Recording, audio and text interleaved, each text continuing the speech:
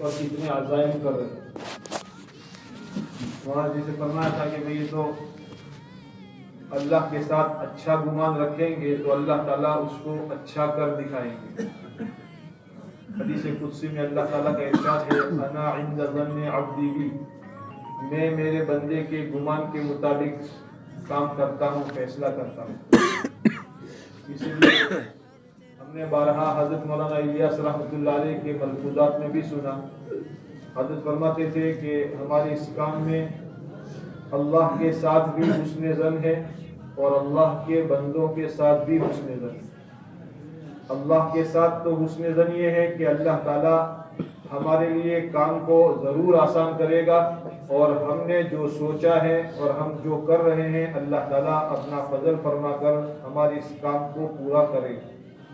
اللہ کے ساتھ یہ حسن ظن ہو، اور اللہ کے بندوں کے ساتھ یہ حسن ظن ہو کہ جن اللہ کے بندوں پر ہم محنت کر رہے ہیں وہ انشاءاللہ ضرور نکلیں گے. اگر ہمارا اللہ کے بندوں کے ساتھ یہ حسن ظن ہوگا تو اللہ تعالیٰ اس کے اثرات اس کے دل پر ڈالے گا.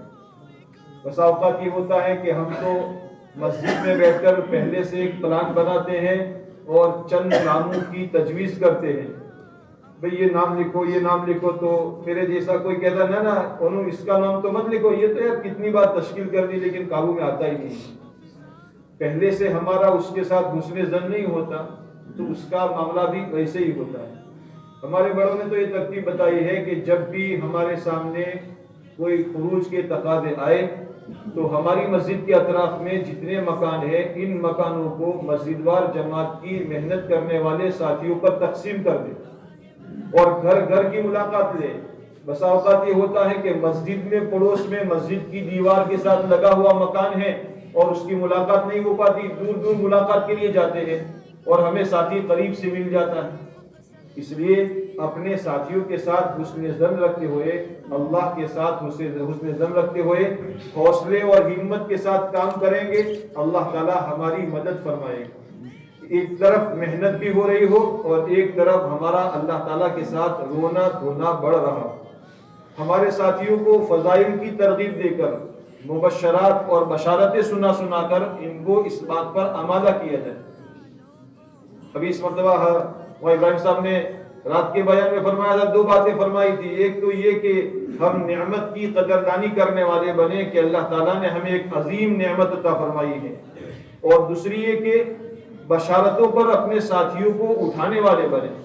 بشارتیں جو ہے یہ ایسے کام کرتی ہے جیسے ہمارے انجن کے اندر میں ڈیزل یا پیٹرول آئل کام کرتا ہے، اور ہر ایک کا آئل الگ الگ ہوتا ہے. ہوائی جہاز کا آئل الگ ہوتا ہے، ٹرک کا الگ ہوتا ہے، بائک کا الگ ہوتا ہے، الگ الگ ہوتے ہیں. وہی ہوائی جہاز کا آئل تو بہت اعلیٰ قسم کا ہوتا ہے اور پھر یہ اونچی اڑان لے کر فضاؤں کے اندر میں اڑتا ہے. اللہ کے نبی صلی اللہ علیہ وسلم نے حضرات صحابہ کرام کو بشارتیں سنائی. میرے صحابہ میں ایک ایسے بھی ہے جن کو جنت کے 8 دروازوں سے پکارا جائے گا. میں نے جنت میں ایک موتی کا محل دیکھا، اس کی چمک دمک دیکھ کر جب میں نے پوچھا یہ مکان کس کا ہے، کہ قریش کے ایک نوجوان کا ہے. تو میں چونکہ نبی تھا تو میرے دل میں آیا میں قریشی ہوں اور میں نبی ہوں، اس لیے یہ مکان میرا ہوگا. جب میں اندر جانے لگا تو مجھے بتایا گیا کہ یہ تو عمر کا ہے. سیدنا علی کے بارے میں فرمایا علی جنت میں تمہارا مکان میرے مکان کے سامنے ہوگا. ہر ایک کو صحابہ کرام کو بشارتیں سنائی اور ان بشارتوں پر صحابہ کرام کو کھڑا کیا. ہم بھی میرے دوستو ہمارے ساتھیوں کو فضائل کی بنیاد پر اپنے ساتھیوں کو آمادہ کریں. کسی مقام کی بنیاد پر، کسی شخصیت کی بنیاد پر ہماری تشکیلیں نہ ہو، بلکہ ہماری تشکیلیں اللہ کے دین کی بنیاد پر ہو. حضرات صحابہ کرام رضوان اللہ علیہم اجمعین اللہ کے نبی علیہ الصلوۃ والسلام کو جب ہجرت کے لیے لینے کے لیے گئے، اللہ کے نبی علیہ الصلوۃ والسلام آپ ہمارے مدینے میں تشریف لائے، ہم آپ کی نصرت کریں گے، آپ کی مدد کریں گے. حضرت عباس رضی اللہ تعالیٰ ساتھ میں تھے. مدینہ والوں سے کہا کہ مدینہ والوں سوچ سمجھ کر میرے بھتیجے کو لے جاؤ. دیکھو تم میرے بھتیجے کو لے جاؤ گے تو ساری عرب بلکہ ساری دنیا کی کمانیں اور تیر تمہاری طرف ہوں گے. ہو سکتا ہے تمہاری بیویوں کو بیوہ کرنا پڑے، بچوں کو یتیم کرنا پڑے، باغات کو اجاڑنا پڑے. یہ سارے حالات جب پیش کیے تو انصار مدینہ نے عرض کیا اللہ کے نبی علیہ الصلوۃ والسلام آپ کے چچا جو کہہ رہے ہیں کیا ایسا ہوگا؟ آپ نے فرمایا ہاں ہوگا. یہ نہیں کہا کہ نہیں ہوگا، ہاں ہوگا. کیا ملے گا؟ کہ جنت ملے گی.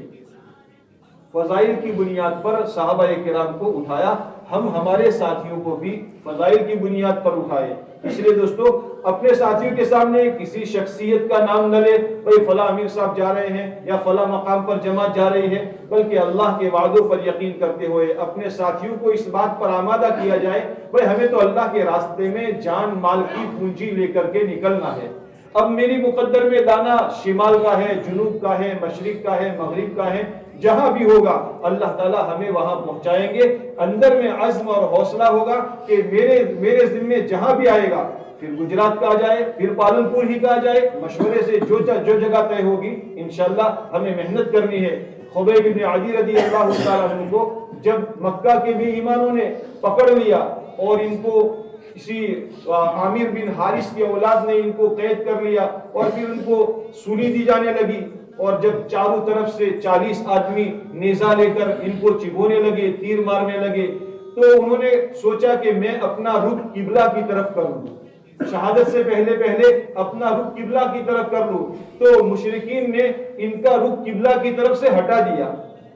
تو حضرت خبیب بن عدی رضی اللہ عنہ فرماتے ہیں لست ابالی حین اقتل مسلما علی ای جنب کان للہ مصرعی. مجھے کوئی بات کی پرواہ نہیں ہے میں اس طرف مروں یا اس طرف مروں، ہاں میں مسلمان ہو کر مر رہا ہوں، اس لیے مجھے کسی چیز کی پرواہ نہیں ہے، کسی بھی کروٹ مجھے لٹا دیا جائے اور کسی بھی جانب مجھے میرا منہ کر دیا جائے. اب ایسے ہی دوستو ہم نے جب 40 دن اور 4 مہینے اللہ کی نسبت پر فارغ کیے ہیں تو جس جگہ کا رخ مل جائے گا ہم انشاءاللہ اس کے لیے تیار رہیں گے، آمادہ رہیں گے. ہم ہمارے ساتھیوں کے حوصلوں کو پست نہ کرے بلکہ ان کو آمادہ کرے، ان کو تیار کرے. ہر جگہ سے تقاضے آ رہے ہیں اور اللہ کا شکر ہے، اللہ کا فضل ہے، اس لاک ڈاؤن کے بعد تقریباً 6 7 8 مہینے کی بندش کے بعد اللہ نے اس دعوت کی نشأت ثانیہ کے لیے، اس دعوت کو دوبارہ یعنی اٹھنے کے لیے محنت کو اللہ نے گجرات کو قبول فرمایا. اور گجرات کی اس سرزمین کے رہنے والوں نے ہر جگہ ماشاءاللہ ان تقاضوں کو پورا کرنے کے لیے پہنچے. ابھی جیسے مولانا نے فرمایا تھا کہ ان کی چھاپی حلقے کی جماعت گنٹور جانے والی تھی، گنٹور کے اندر میں